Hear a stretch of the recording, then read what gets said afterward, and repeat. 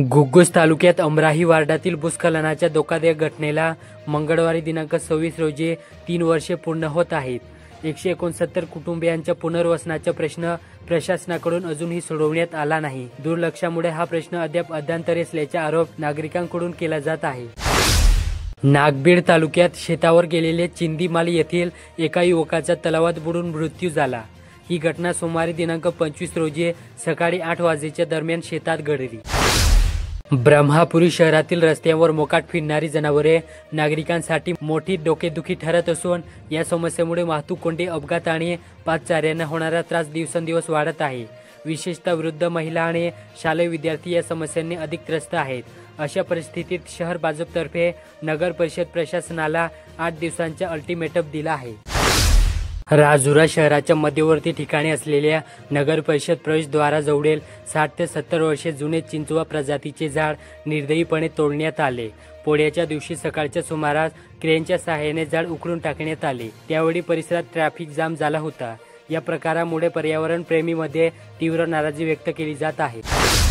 कोरपणा ते वणी या 2 जिल्ह्यांना चंद्रपूर यवतमाळ जोडणाऱ्या महत्त्वाच्या मार्गावर शिरपूर ते वेडाबाई फाट्या दरम्यान रस्त्याची अवस्था अतिशय दयनीय झाली. खड्ड्यांचे अखंड सलग पट्टा असल्याने बससेवा व ट्रॅव्हल्सने या मार्गावरील फेऱ्या पूर्णपणे थांबवल्या आहेत.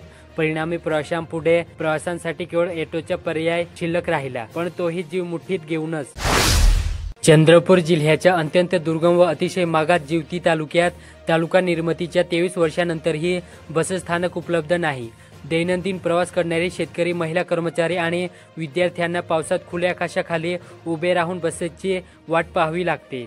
बसस्थानक नसल्यामुळे बस सुद्धा मार्गावरच थांबावी लागते.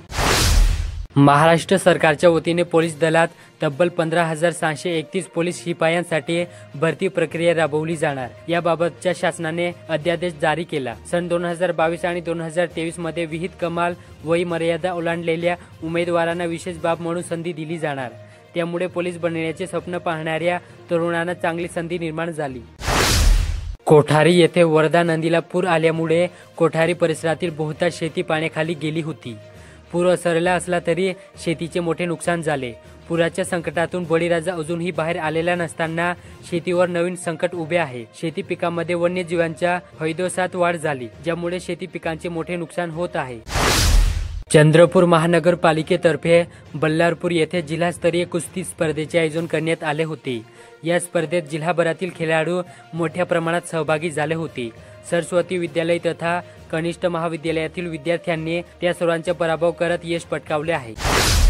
चंद्रपूर शहरातील 18,000 नागरिकांना नजूल व इतर विभागांच्या जागेवरील घरांचे पट्टे वाटप करण्याचा महत्त्वाकांक्षी निर्णय घेण्यात आला. स्थानिक आमदारांनी या प्रश्नाकडे लक्ष वेधले होते. त्यामुळे हित लक्षात घेऊन या कामासाठी बाह्य एजन्सी नेमून तातडीने काम पूर्ण करावे, असे निर्देश राज्याचे महसूल मंत्री चंद्रशेखर बावनकुळे यांनी प्रशासनाला दिले. मंत्रालयातील आढावा बैठकीत ते बोलत होते.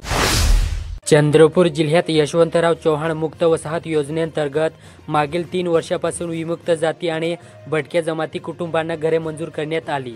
मात्र निधी देण्यास विलंब झाल्याने घरकुलांचे बांधकाम रखडले आहेत. बहुजन कल्याण विभागाने अखेर गुरुवारी दिनांक 31 रोजी 3,47,00,000 निधी मंजूर केला. हाच निधी पावसाळा सुरू होण्यापूर्वी मिळाला असता तर लाभार्थ्यांना संकटाचा सामना करावा लागला नसता. आता तरी मंजूर रक्कम तातडीने अदा करावे, अशी मागणी लाभार्थ्यांकडून केली जात आहे.